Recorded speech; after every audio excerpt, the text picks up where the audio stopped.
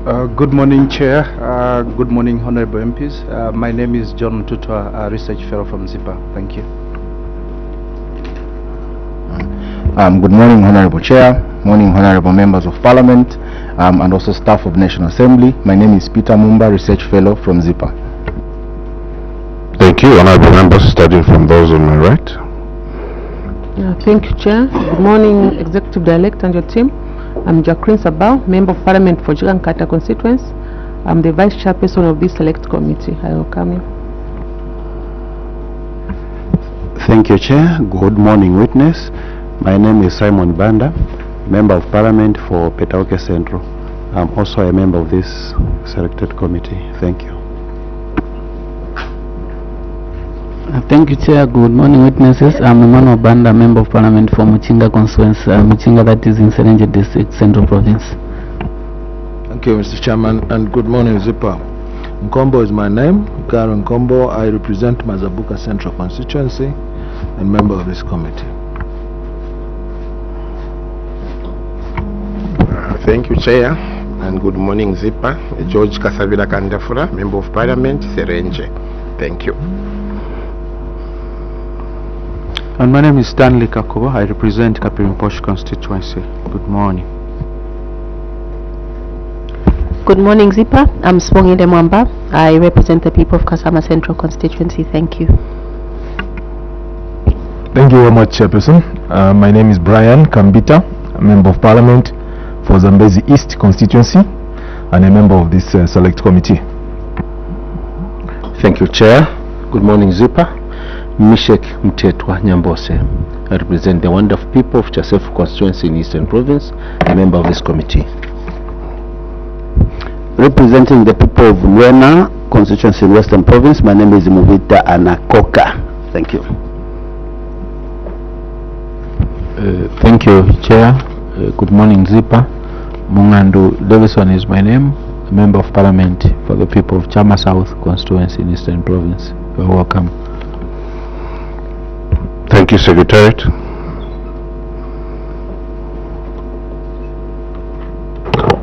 Good morning. My name is Otidia Muhende from the Office of the Clerk. Good morning, Chair. Good morning, Honorable Members. Good morning, ZIPA. My name is Charles Hambote from the Office of the Clerk. Good morning, ZIPA. My name is Namatama Mwalie from the Office of the Clerk.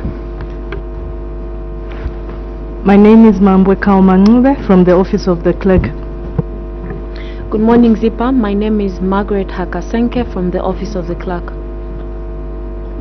Good morning, witness. My name is Anastasia Filika from the Office of the Clerk. Good morning, witness. My name is Stanley Banda from the Office of the Clerk. Permanent witness. Thank you, Chair, and good morning, witness. My name is David Mwengwe. I'm Parliamentary Counsel from Ministry of Justice, and I'm permanent witness to this committee. Thank you, Honorable Chair. Thank you, Honorable Members. Good morning, all, and good morning, witness. My name is Achawezi Chiro. I'm Parliamentary Counsel from Ministry of Justice. I'm permanent witness. Do we have media?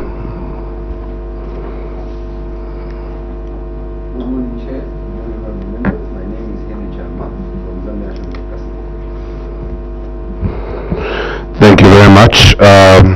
Witness, I am Imango Onyema Jr., Member of Parliament for Nalolo constituency in Western Province and Chairperson of this Select Committee. Witness, let me take this opportunity to confer you with immunity, which is provided for by Cap 12 of the laws of Zambia, and allows you to make submission before this committee, and you are guided not to mislead this committee based on immunity from prosecution which members of Parliament enjoy, and should you mislead this committee, the reverse applies. Witness, you are free to make submission with specific reference to the salient points and recommendations based on your submission correspondence with management. Witness, you can proceed. Thank you, Chair. We are delighted to be here to provide a voice to this very critical debate on the Constitution of Zambia Amendment Bill number 7 of 2025. May I begin by saying that while ZIPA does not have a thematic approach that looks into the area of politics and governance deliberately, but we also do provide research in areas where we are required as and when that requirement comes. We want to recognize that the amendments to the Constitution of Zambia have a long history, and I think the latest ones that we would like to, however, look at include Amendment Act number 6 of 2016, which I think laid a lot of groundwork for leveraging our electoral processes to provide and entrench for the 50+1% majority rule, coalition government principle, the minimum qualification for MPs, and the restructuring of the governance system to provide for devolution of government, among other issues. However, even when we went through that amendment, several issues requiring attention remained, after which an attempt to address these issues was made through Amendment Bill number 10 of 2019, commonly known as Bill 10, which did not manage to secure the support in the National Assembly of Zambia on 29th October 2020. Subsequently, May 2025, the Ministry of Justice introduces Constitution of Zambia Amendment Bill number 7, now commonly referred to as Bill 7, which comes with quite a number of objectives.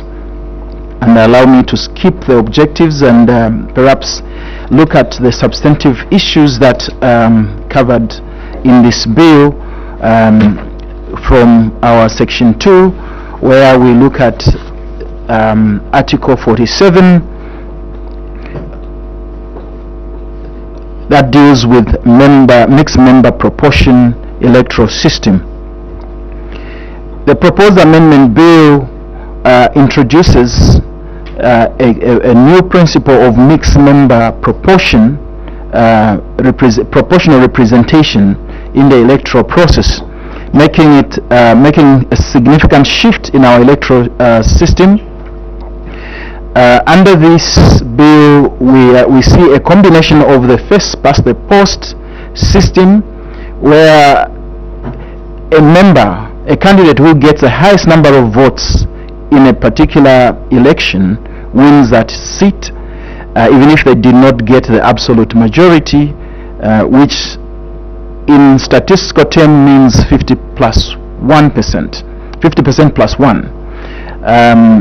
Now, the constitutional amendment that is proposing a mixed member system maintains the first past the post system, while at the same time introducing a representation of women and youth and persons with disabilities to be elected within the same election using the proportional scores of the members that stood, or the candidates that stood for a particular election.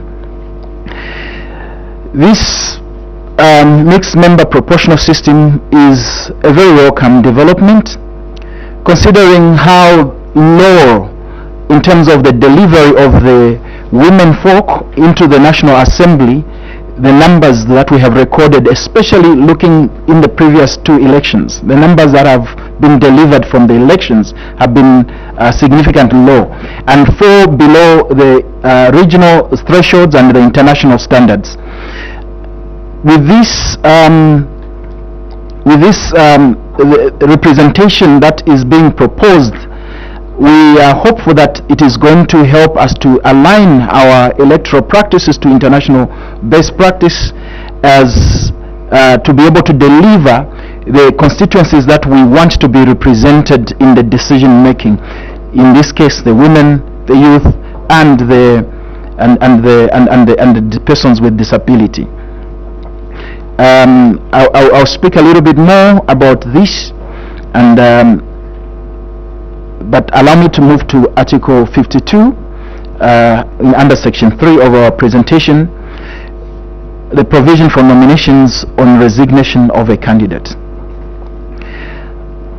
Chair and members of Parliament, the bill seeks to amend Article 52 of the Constitution by revising provisions relating to the filing of fresh nominations on the resignation of a candidate. Where Clause 6 of the Amendment Act had directed the Commission to cancel the elections and require the filing in of fresh nominations for eligible candidates where a candidate dies, resigns, or becomes disqualified in accordance with Articles 70, 153 after the close of the nominations and before the elections. Bill 7 seeks to address this challenge that requires the fresh nominations, that these should only be done in the event of the death of a candidate. This is essential to avoid candidates abusing the electoral system, sabotaging the process through unnecessary resignations for those that may not be well prepared for an election. And in the event of the disqualification also, this saves the other candidates that had prepared very well and are ready for the election. It saves them critically from the harm that may occur emotionally and also financially through the demand of fresh nominations. By the removal of the demand for fresh nominations, we see that the other candidates will be protected from that kind of harm by allowing the elections to go ahead as planned. This will also shorten the delivery of electoral outcomes, as postponement of elections to allow for fresh nominations usually protract the electoral period, also creating financial stress on the Electoral Commission of Zambia. Let me address the article on Article 57 on the by-elections for independent candidates. For independent candidates. The amendment to Article 57 of the Constitution marks a substantial departure from the current constitutional requirement of handling vacancies in elective offices. Under the existing constitution, any vacance automatically triggers a by-election to be held within 90 days, except during the 180 days period before a general election. This system was applying equally for all the candidates or the holders of the office from that are sponsored by the party and those that are occurring as independent. However, within this system, we saw that the role of the Electoral Commission was just to prescribe the date and time and place of the election. This amendment proposes to significantly adjust this framework, narrowing the allowable window for holding by-elections to only the candidates that are not sponsored by a political party, the independent candidates. For those candidates that are sponsored by political party, this amendment seeks to request those parties to elect a replacement for the candidate that has lost the seat or where the vacancy has occurred. This proposal vitally saves the country a lot of resources that are associated with electioneering. However, for the candidates that are not sponsored by a party, because they don't have a constituency that can easily sit and agree to say we will replace this person by another person, it is vital that a by-election is conducted. But where possible, this country must avoid by-elections. By-elections have been a very costly exercise, and as illustrated further in the report, for instance, in 2025 budget, about 37 million was allocated towards by-elections, as well as development of a warehouse for storing of election materials. In 2024 budget, 20 million was allocated towards by-elections and other ancillary activities. So you can see that by-elections have been a critical drain on the resources. If you put those monies together, you find that they actually may come close to what is given to a constituency in terms of CDF. So we need to ensure that we safeguard the national resources, especially for our nation, which is going through a difficult period of restricted fiscal room. We've been operating under very tight treasury capacities, and every resource that we can save, especially through elections, I think is a vital issue to do that. There are countries in this world that have run democracies where elections are not to a member but to a party. So I think this should be taken in the same spirit that once a member who is sponsored by a party has won an election in a particular area, by default the party has won the election in that area, and they should be given the opportunity to elect a fresh replacement for that person who has lost that seat, either through death or any other form. Let me speak to the composition of the National Assembly under Article 68. Section 7 of the bill amends Article 68 of the Constitution, revising the composition of the National Assembly, notably 68A, to increase the number of MPs from the current 156 to 211. Now, when you look at it from the absolute numbers, this looks like a very huge shift, a very huge jump, and we might actually begin to question ourselves as whether we are being prudent in the way we are going to spend our public resources by increasing the number of MPs that we would then remunerate to take those seats. But we also take a comparison between this nation and other nations like the United Kingdom. Small as they may be compared to Zambia, they have in excess of 600 members of parliament sitting in the House of Commons. So when you look at that kind of representation, you realize that we are actually having to force so many people and so much area of our land mass to be represented and canvassed by single MPs.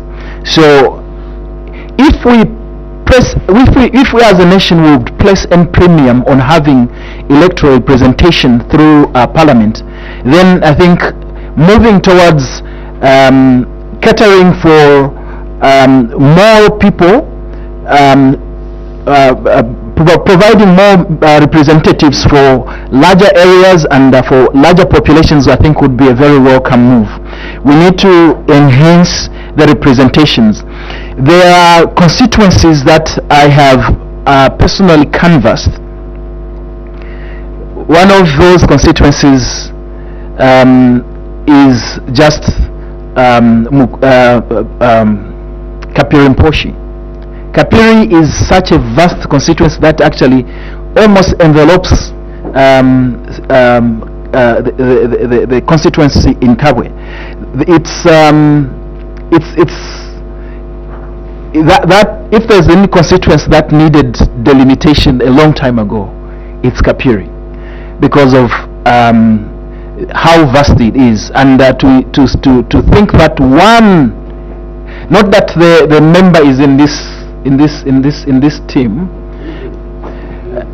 but to think that one member should be able to save that entire area I think is asking a little too much. I have looked at the state of infrastructure in that constituency and how vast it is. I think it's asking a little too much from one individual member of parliament.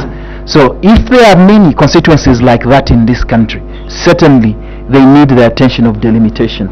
Then we do have also other constituencies that have significantly high populations. One case is Mandevu constituency. Mandevu constituency is such a huge constituency with so much population and so much developmental needs to be delivered. So to think that one member of parliament should be able to serve that constituency adequately, I think that is comparing, and compared to other constituencies, that is not comparing like to like. Meanwhile, they are being evaluated the same, using the same level of funds that are given, especially in terms of CDF, for delivering devolved development. So I think that the increasing the number of MPs, if it is to address such kind of issues at constituency level, I think this is a very welcome move. However, we have been attentive as an institution to what debates have been in the media lately regarding this matter. I think the main issue around this area has been the issue of transparency as to which constituencies are going to be delimited in this exercise. We take cognition that there are appropriate acts of National Assembly that deal with the formulation or the methodology of delimitation, and we hope that the report that has been developed by the Electoral Commission that has been submitted proposing delimitation has done a good job.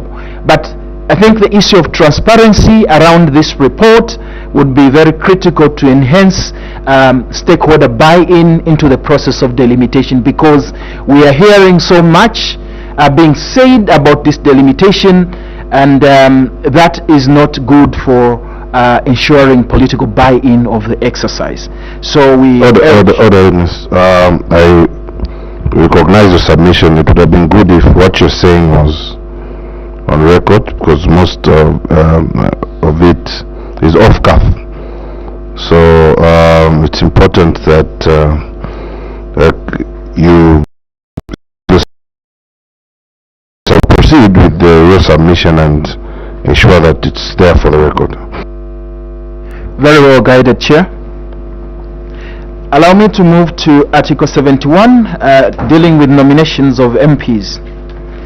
Amendment to Article 71 of the Constitution, which lowers the nomination support threshold for constituency-based candidates to 15 registered voters, for us represents a notable step towards a more inclusive and accessible electoral landscape. By easing the requirements for entry into parliamentary context, the provision removes barriers that have historically favored well-resourced aspirants and entrenched political actors. As such, this adjustment can be viewed as progressive in three key respects. One, it promotes broader political participation, making it easier for the youth, women, independent candidates, and smaller parties, often the drivers of new ideas and local accountability, to enter parliamentary race and have the opportunity to promote their ideas. Secondly, it strengthens democracy and competitiveness by reducing the administrative hurdles that hinder community-rooted leaders who command local trust but lack the capacity for large mobilization. Lastly, the change aligns with principles of equity and fairness in nomination procedures. If you allow me also to move to Article 7, the Article 72 of the Constitution, under our Section 7, the replacement of party MPs. Bill 7, Section 9B of the bill amends the Constitution and lays down procedures for replacing party MPs. In particular, Clause 8 provides that where a vacancy occurs in National Assembly, the political party that sponsored the MP who held the seat shall elect a replacement. I have by and large already spoken to this clause, and allow me to quickly move to the next article, which is Article 81, term and prorogation of Parliament. The revised Article 81 of the Constitution strengthens Zambia's constitutional architecture by refining the rules that govern the tenure, continuity and accountability of Parliament. This is not a new articulation. It simply builds on the existing constitutional provision regarding the 5-year term, realigning it with its true sense of the word. Its dissolution a day before elections. Under the current system, the current practice, the term of MPs is 90 days short of the 5-year mandate that they are given at election. But this proposal seeks to restore consistency by completing the 5-year term appropriately. The affirmation of automatic dissolution a day ahead of the general election maintains the democratic principle of fairness and protects the integrity of the electoral cycle. The amendment also enhances constitutional clarity and democracy by introducing a mandatory 90-day pre-election suspension of Parliament business. This supports fairness in the electoral environment by avoiding last-minute legislative maneuvers that could undermine democracy and likely disrupt campaign equity, with aspiring candidates outside Parliament who may be campaigning while these that are in Parliament may be engaged in parliamentary business. This improvement strengthens the existing framework rather than contradicting it. Lastly, the provision allows for the recall of Parliament during times of war, public emergency or threatened emergency, and maintaining the existing constitutional principle that national stability supersedes routine electoral privileges. Allow me to move to Article 116 of the Constitution and 117, vacation of ministers from office. Section 13 and 14 of the proposed bill amends Article 116 and 17 of the Constitution respectively, requiring Cabinet and provincial ministers to vacate their offices 90 days before the general election. This proposal is very important to reduce the misuse of resources by ministers during the campaign period. Over the years in Zambia, general elections have been associated with significant public expenditure abuses and overruns. According to the report of the Auditor General 2021, widespread mismanagement and irregularity in the use of public resources were observed across different ministries, agencies and departments. We have cited the report. Key findings include unsupported and irregular payments, failure to follow procedures, misapplication of funds and unaccounted for officers and salaries, among others. While having the ministers vacate offices 3 months prior to the election may not completely guarantee prudent use of resources in an election year, it is a significant safeguard against the moral hazard of an elected official engaging themselves toward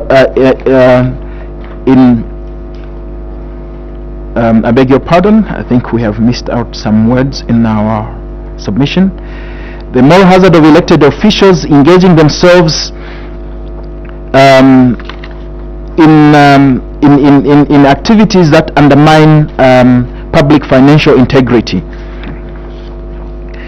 In the 90 days run to the elections, non-elective officials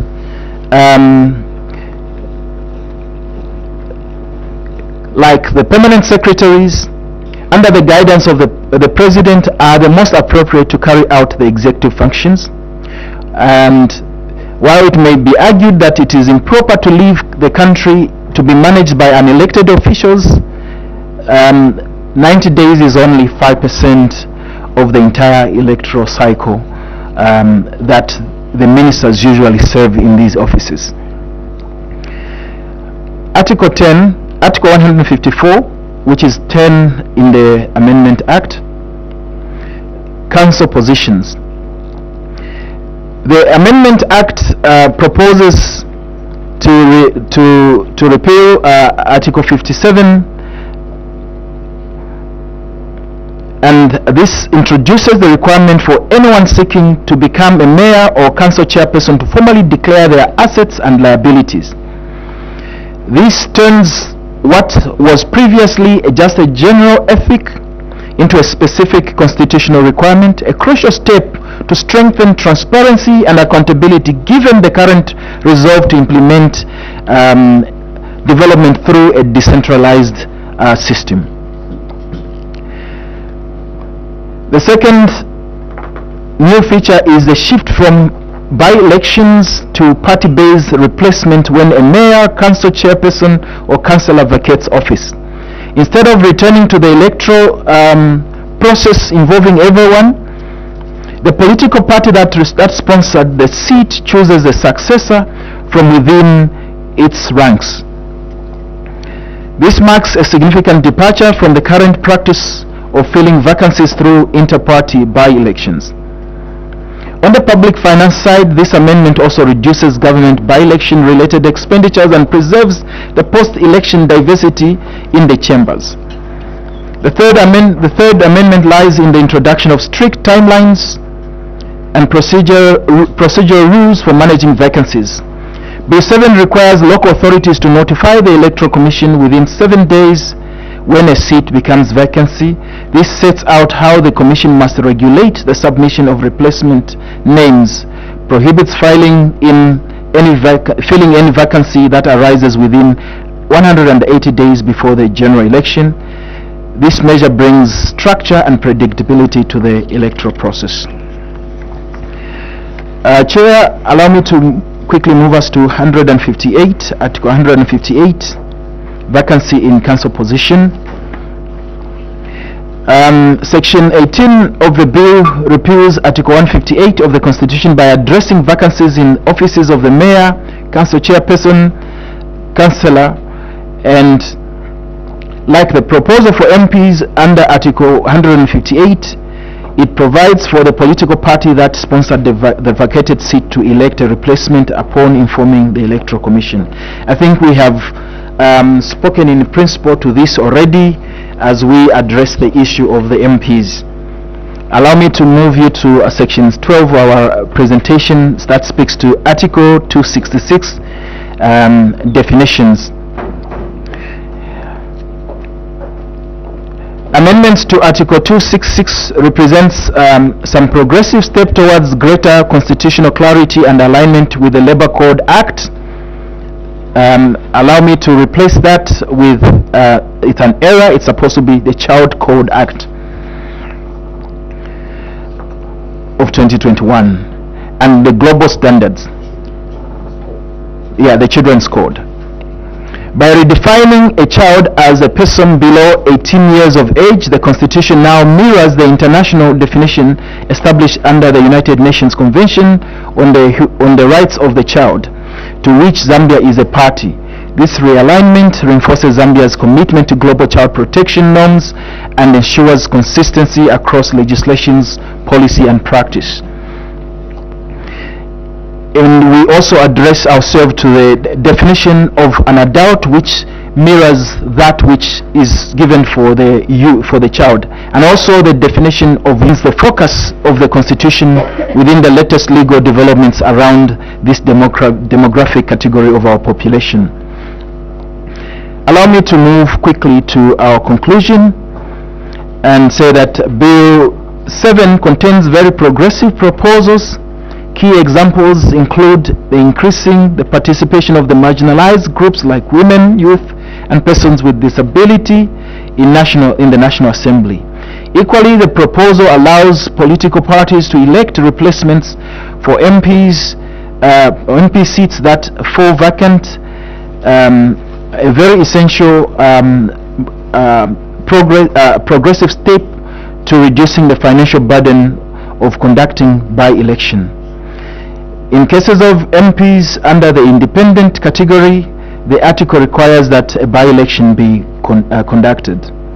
In the same vein, we see progressive steps in the requirement for cabinet and provincial ministers to vacate office 3 months before the general election. This is a very cardinal issue to reduce the misuse of public resources during this critical campaigns period. Finally, the proposal to increase the number of constituencies based on the seats, constitutional based seats, from 156 to 211 is critical to ensure adequate representation of our populations that are in very vast constituencies or where the population sizes themselves are very large. However, we urge the government to promote transparency by publishing the Electoral Commission delimitation report to enhance public support to the process. Lastly, the government should strive to significantly publicize the contents of Bill 7 so that the public is well informed and to counteract the misinformation that has characterized the consultation process. Chair, we submit with those remarks.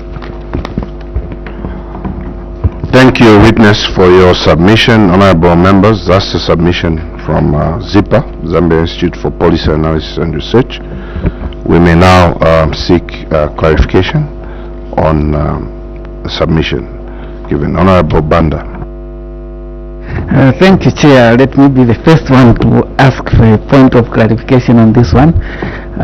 Thank you so much, ZIPA, for a well elaborate presentation. I'm specifically going to ask you a question based on the replacements of sitting MPs, that is to avoid a by-election. You know, there has been some concerns, especially where it states that the party that held the seat will sit through their structures and do some intra-party elections to pick a person who takes over. Usually during adoptions you find that maybe there are 2-3 people competing and one is adopted. So in the event that one goes missing, probably the other two, or if there were two, the other one will definitely position. Don't you think this will be putting the lives of those who are serving in danger? Because if it's within the structure of that constituency, automatically then someone who should come in knows that, okay, I'm in line, whether we are two or so. So that has been a concern coming out. So as ZIPA, what is your say on that one? Thank you so much. Yeah. Thank you, Honorable Kakuro, then Honorable Mwandu. Yes, ZIPA, just to add to what Honorable Banda has said, we've also as committee noticed that there are sections of our people who feel that this is an attempt to defranchise them. We have comments which we've noted where they are saying that they don't want to be represented by someone where they've had no hand in choosing their leader. What would be your advice beyond what you've given to the committee on how we can provide a possibility of some comfort to those that are concerned? Because of course, like you've said in your response, the issues of the funds that we allocate and use to buy elections is quite significant, especially with the debt burden. Thank you very much. Thank you, Honorable Kakuro. Honorable Mwandu. Chair, for me I have 2 points of clarification. The first one, who holds the power to elect a member of parliament? Is it the people of that constituency, or it is an organization who has the constitution given the power to elect a member of parliament? Then another one is on proportional representation. There are people that are arguing that this poses a danger of easily one political party gaining the majority in parliament. Imagine you are coming from a by-election, one political party out of 211 has 200 or 80. How will then those seats be proportional, especially nominated seats? How will they be proportionally distributed? What safeguards are supposed to be put in place to ensure that indeed it's not only gender, youth, but also regional representation? What mechanisms can be put in place or formula can be used to ensure that one political party does not easily get the majority in parliament through that? I submit, Chair. Thank you. Honorable Kambita, then the witness can respond. Thank you very much, Chairperson. And ZIPA, I'd like to refer you to Article 5 of the Constitution of Zambia in commenting on your submission concerning the replacement of a vacancy that is occasioned in the case of a member of parliament or in the case of any other officers who are elected. And in your submission, I think you've stressed the fact that it would save public resources because elections are quite expensive. How do you reconcile your school of thought with the provision of Article 5, which states, and I quote, 5.1 says, sovereign authority vests in the people of Zambia, which may exercise directly or through elected or appointed representatives or institutions. Further, in 5.2, it says, power that is not conferred by or under this constitution on any state organ, state institution, state officer, constitutional office holder, or other institutions or person is reserved for the people. Meaning, sovereign authority is actually exercised by the people, especially where it is not being exercised by an institution. But here we are, we're trying to enact a law that will give the authority to a grouping in the form of a political party. So don't you see a conflict between this provision and what we are trying to make? I submit. Thank you, Chair, and just for guidance over to all the members that we should stick to the submission made by the witness. Witness, you may proceed. Thank you very much. Chair, allow me to begin with the last question, which looks at the sovereign authority vesting in the people of Zambia and exercised through elected or appointed representatives or institutions. Now, I think the Constitution uses these words very carefully, that this sovereign authority will be exercised through directly elected or appointed representatives or institutions. So let's begin with the initial election. A particular constituency is given an opportunity to elect a representative, and these representatives may be carried through a vehicle of a political party, or they may go in their individuality. For those that go in their individual capacities, they are elected in their individual capacities. Those that go through a vehicle of a political party, their election cannot be decoupled from the political party that sponsored them. And that is why when there is crossing over from one political party to the other of members of parliament, the seat falls vacant because the seat was won by a political party through a particular member. So the political party still holds itself as elected in that particular constituency. Therefore, it is not defranchising the members, because in electing that particular member that went through a vehicle of a political party, they have already exercised an election to the party. So when the initial member has been removed and another one comes in through the political party, they have already exercised that that prerogative to vote. So they are not disenfranchised. They already voted, and for that particular party.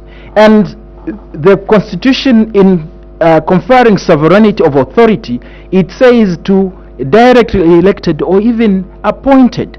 So both, I think, should be taken as bona fide means of placing a person that can represent the people. And I think that there is there's no from our perspective, we are not lawyers. We don't have lawyers amongst ourselves, but from our perspective as policy analysts, we don't see any conflict in this matter. The issue of proportional representation, how is it going to be done? Isn't it going to entrench the majority of one political party because it's they will maintain a majority because they had the majority MPs? So what it does indeed is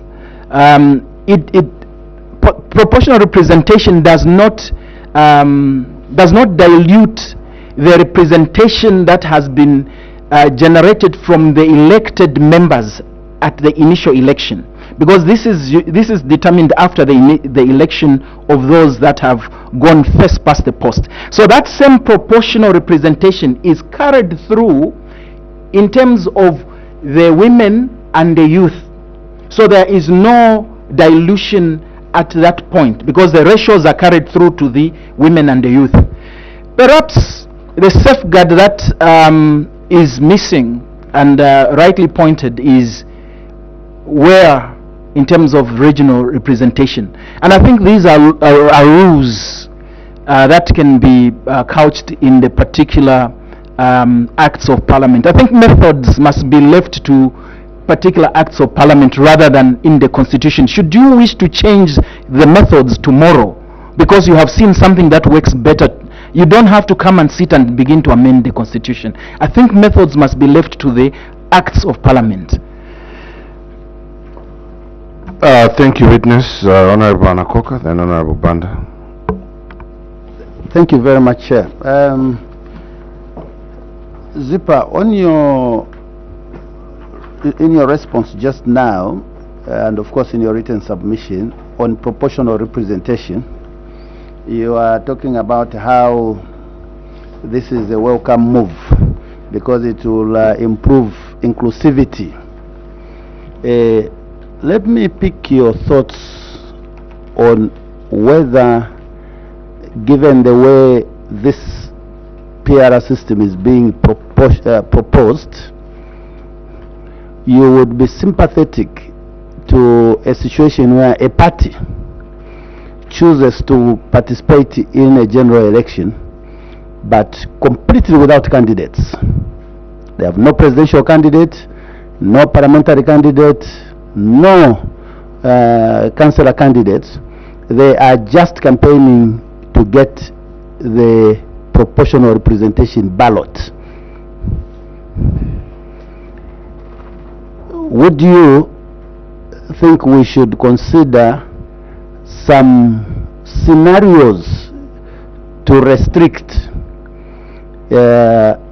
such an extreme possibility? In fact, I shouldn't call it extreme, because in countries where there is a PR system, actually parties do make decisions to just say we will look for places which are heavily populated and we have the support, so they get their 5% votes from just one province. They don't go anywhere else, and that one province entitles them, provincial vote entitles them to have 7, 8, 10 seats. Honorable member, I would guide that we reserve that one for the ECZ. This is specific to ballots, and it may not be within their mandate as researchers. So my guidance is that one should be reserved for for ECZ. They may not even know that about the proportional representation, separate ballot you're talking about. So They have written it my guidance is on the specific electoral rules. Let's leave it to ECZ that will appear. So you may rephrase the question. It's in their submission, Chair. They have written it here. So maybe we can pick I that. don't remember, please follow guidance. Yes, that's that. Honorable Banda, you can proceed. Thank you, Chair. I'm still coming on the same question that I asked. I know it has been answered, but I want to see if you can explore the other view. It's on the replacement. You know, by-elections that we have seen as a result of, you know, explosions, people crossing the floor and such. But those that have taken place because of death, there are very few in the term of 5 years. So I want to find out from you, because you know we are getting submissions. So maybe it could come from you if I put it the way other people have been saying, and then you may think, okay, this is fine, that a by-election that occurs due to someone dying while serving as a member of parliament, council or council chairperson should be subjected to an election. And if a by-election occurs because someone has crossed the floor, then let the party that sponsored that person expel that particular MP, councillor or council chairperson and replace him, or if in that line. But anything that comes through death, because you know maybe this can put a safeguard on those that will be serving at that particular time, where they feel free, because there's someone knows that even if this one dies today, I will not just jump on the bandwagon and become one. Chair, I thank you. Please, witness, proceed to respond. Thank you very much. I think this matter must be viewed by the principle of what issue are we trying to treat by avoiding to conduct by-elections. The issue that the nation is trying to treat is how are we going to prudently use our resources. By-elections have proved to be a very costly exercise, whether caused by deliberate abuse or acts of God that cause us to lose people. So if we are treating the issue of the cost and financial prudence, I would submit that to you, even though it is caused by death, may we avoid to go the route of by-elections. May we focus ourselves on the critical issue, prudent use of our public finances. Witness, maybe you wanted to comment on the ballots, but my position was, what's your position on that? Chair, there are so many systems of that the proportional representation uses, and we are not yet privy to what it is exactly that the Electoral Commission of Zambia is going to use. I think when we looked at the various conventions, it's very difficult at this point to arrive at that, and that's why I was saying I think the specificities, the methods issue must be left to the particular specific acts that we will be able to handle those, because there might be nuances that need to be brought out for the case of Zambia, unlike what we have seen elsewhere. Thank you, witness. Thank you, witness. My feeling exactly. Honorable Kambita, then we'll be winding up. We have another witness to attend to. Unless there's anything burning, Honorable Kandafula, Honorable Kambita, Honorable Kandafula, then we proceed. Thank you very much, Chairperson. In fact, my question will be actually more of a concluding one. I'm making reference to your introduction and your conclusion in your submission. In your introduction, you itemized the progressive items that were included in the Act number 2 of 2016, although you submitted that it's Act number 6, but it's supposed to be Act number 2. The Constitution of Zambia Amendment Act number 2 of 2016 had progressive articles. We had moved from one level to another, and you acknowledge this fact. I think you went ahead to itemize them. The 50+1 majority rule for presidential elections, the coalition government in case no one meets the outright win, the grade 12 certificate requirement for candidates at the MP and other electable positions, and including the devolution of government functions to the lowest levels, and several others. Then you conclude it now by saying that this particular Bill 7 contains progressive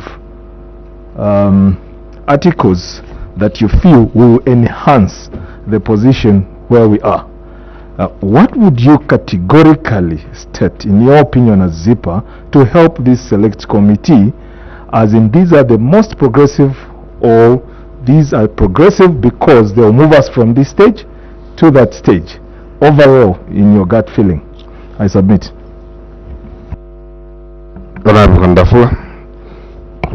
Thank you, Chair. Just a comment from ZIPA over the same question, I think, which has been asked for some time over the replacement, especially on the party levels. You know, a coin has two sides. The time that you do an election for that seat, you celebrate. In the course of working, definitely we are human beings. And when you try probably to give you ideas which are very progressive to your party, then they will think you are anti them. Then they will keep on changing people. Just a comment. Well, that is the worry which people are talking about. It's like people get the mess of the leaders. Thank you. Thank you, Honorable. Witness. Thank you. Honorable Kambita asked for the specifics that are progressive in this bill. The first one is the delimitation of the constituencies. There are some constituencies that we have actually seen firsthand in our data collection exercises where we have been going that are too big. They need to be split, because some of them, when you go there, you ask, when was the member of parliament in this area? Some of them, they have not seen the member of parliament who they voted. But again, when you look at the size of the area, you understand why. Then the other one is the proportional representation that brings in the women, the youth, and the people with disability. Now, these 20 women that are being brought into this must not be viewed like that is the all. I think our position, although we haven't put it in the document, as we were doing the report, we discussed this. The parties must be encouraged to adopt more women, so that we must strive for the 50% parity. This should just be the beginning point. Should the parties fail, at least we must have a minimum of 10% somewhere there. So, but the parties need to do more, but this is just a beginning. The third thing is on financial prudence, avoidance of the by-elections. This, for us as ZIPA, runs so deep and critical. We have time and again commented on the issue of by-elections, holding by-elections, and when we have already had elections and we keep on holding by-elections. Now, this perhaps attaches to the same question that the last honorable just asked. Can it be abused by the parties? I think maybe the issue is to see how it can be strengthened to ensure that that sort of abuse that has already been envisaged is addressed as this process moves into the debate stages. But the issue of by-elections must be avoided where possible and where necessary. I think that is our submission for now. Thank you, witness. Your submission is received. We are grateful for appearing before this select committee and we can only wish you well as you continue to execute your mandate. At this time, I would like to lift the immunity that we had bestowed on you, and wish you to have a good day. Thank you. Thank you very much, Chair. Thank you very much, honorable members.